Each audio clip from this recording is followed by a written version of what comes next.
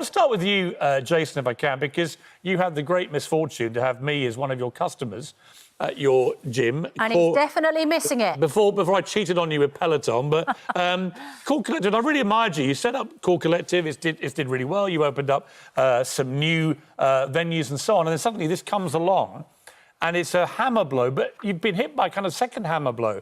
As unlike most industries, you still can't get back to work. Yeah, I mean, you know, obviously the virus has been an absolute shocker for every industry. I think we accept that, and we've been getting ready in the ways we understand so that our business will be safe to reopen. And we think that, you know, so many factors to do with our business actually make our businesses very safe. People aren't drunk when they arrive at the gym. They're there to work out. We can space things out. We can actually clean things after every single class. And our ventilation's better. I heard your friend Dr. Hillary saying yesterday a point about ventilation. The air in our studio completely changes over every 7 to 10 minutes. So by the time you're coming into that studio for a new class, it's entirely new air. So yeah, we just feel like, you know, we've made all the steps necessary to get our business ready to open safely. We think our customers would judge us on that when we open, and they'll be comfortable, and we just want to have a chance to get back to work. Duncan Valentine, you also, of course, run gyms, but there's something else in your health clubs which I think a number of people will be frustrated aren't opening, and that's the sort of beauty salon side. You know, doing the treatments and, you know, massage. There are a number of things which people can't understand they can't do, even though we know, you know, hair salons and barbers are opening up. Can you see a contradiction there? Can you propose a way that those treatments could be done safely? Yeah, there's a huge contradiction, and we have proposed ways that they can be done safely. But what the annoying thing is that I wrote to 40 MPs who have got more than my health clubs in their constituency and invited them to come around and see what we've done to make them safer, see how we've laid it out, see how we've made space. And even with 2 weeks in a row, we're happy that we could do that. And of those 40 MPs, only one bothered to come around and look around our health club and see what measures we'd put in place. And that one wrote to the culture secretary supporting us. So that means of all the MPs who came and visited us, we got 100% support for opening. So, you know, I don't know how they can make these decisions without actually coming around and have a look around and see what our gym... Can you see the difference, Duncan, between a busy pub being allowed to reopen, or a restaurant, and a gym where you've taken, as Jason just said, all the precautions you think you need to allow people to work out or have treatments in a safe way? What's the difference? I don't know. Somebody suggested it's because there's more tax paid on beer than what there is in gym membership, but I don't know if that's true. I think, you know, they just have not taken the time to come around and look at our facilities and how we can. We all feel, everybody in the industry feels we can look after our members safely, and our members are very keen to come back. You know, with 90% of members have told us they're very happy to come back with the safety measures we've put in place. Well, let's talk to Kate Nichols, because you are Chief Executive for UK Hospitality. It's great for your industry, and we're not setting businesses against each other. This is a government decision, and people are seeing contradictions in the decisions that ministers have made. But just talk to us about how a pub will operate on July the 4th. People will be going indoors. They might expect to be standing at the bar, ordering from the bartender, you know, sharing drinks with a group of friends. What is the reality going to be like? Well, the reality is you're going to see an end to some of that formality and spontaneity. We know that the reality is that people will have to be seated as customers. That will reduce the capacity, it will reduce that sense of bustle that you were talking about earlier. You will be able to go to the bar and order a drink, but you will have to take it back and be seated for consumption. So there will be a change in the atmosphere that you have in a pub.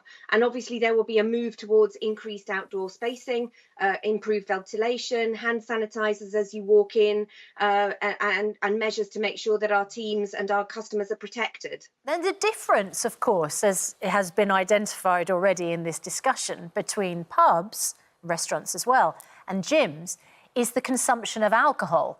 And when you've had a few drinks, you can imagine that your idea about social distancing reduces and your hand sanitizing might go by the by. I mean, who's going to enforce that? It's going to be down to the staff. It could be potentially challenging situations. It is undoubtedly going to be a challenging situation. As I say, the primary means of enforcing that is that there is a requirement that the government has set out that everybody has to be seated.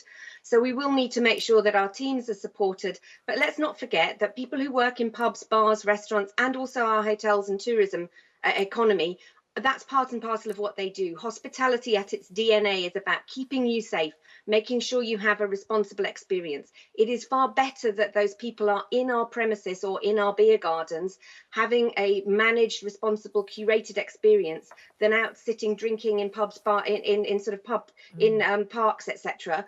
Or on beaches where they're not supervised, where it's not managed, where nobody is checking, where there's no toilet Okay, well, let's bring in. no hand wash. Okay, let's bring in Professor Sridhar. Look, I'm gagging for a pint of beer. I've got to be honest with you. I would cross continents to get one, and I would love to go to all my favourite restaurants, which are all reopening on July the 4th. But I am worried that this July the 4th now is becoming almost like the sort of VE day for the virus. Boris Johnson talking about wanting to bustle back and everything.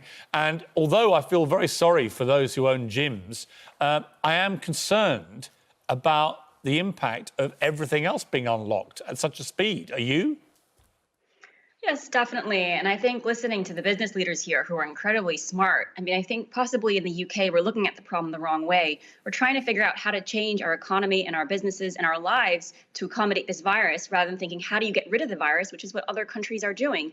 If you can actually get rid of it, then you can run your businesses. Because currently it's a bit like, you know, opening Jurassic Park and welcoming people when there are dinosaurs on the loose. Are people actually going to come? And it doesn't mean a longer lockdown. It actually means pushing this government and working with them for innovating in the ways all these leaders are, which is, you know, mass testing. Do you understand why gyms and beauty salons and nail salons have all been excluded from this? Because I must say, as Susanna said, a bunch of drunk people in a pub, all, you know, putting spittle into the air and probably ignoring social distancing as the night goes on, seems to me just as risky, if not more risky, than people in a socially distanced, well-managed, sober gym. Yeah, I would agree with that. I think, you know, this whole obsession with distancing and location is I mean, it depends what activity you're doing. If someone is in a bar and they're ill and they're coughing and they're sneezing, if you're 1 meter away, you're still likely to get infected. Whereas if you're in a gym and you're 2 or 3 meters away and someone is healthy, then you're not going to get infected. So I think we have to, you know, also look at the prevalence of the virus, how much of it is around. And if we can suppress it, it means you can go back to gyms and not have distancing. You can go back to bars and actually not have to sit the whole time. Why would cricket be singled? I mean, most ball sports have been allowed back. I was playing golf the other day, socially distanced. It was very efficient, effective, no problem. Tennis is back and so on. But cricket, Boris Johnson said a cricket ball is a vector of disease. I've heard it called many things, but never that. I know cricket... Professor Sridhar, probably isn't your number one thing, but maybe it is. But why would a cricket ball be seen to be the vector of the disease, meaning that we can't play cricket? Yeah, I mean, I think it's this worry about fomites, which are, you know, the virus sitting on things like balls or other things, and then you picking it up. And with tennis, they've made strict rules that, you know, people write their name, their letter on the ball. But we've seen with Djokovic in the tournament, you know, that even when you have rules or when they're completely disregarded, you can still have transmission. So I think, you know, we have to get back to normal life, but the only way to do that is through testing and tracing and continuing to have scrutiny on this government to deliver on that. Yeah. Because testing, in Scotland and in Ireland... I think absolutely. Yeah, sorry, you were going to say Scotland and Ireland?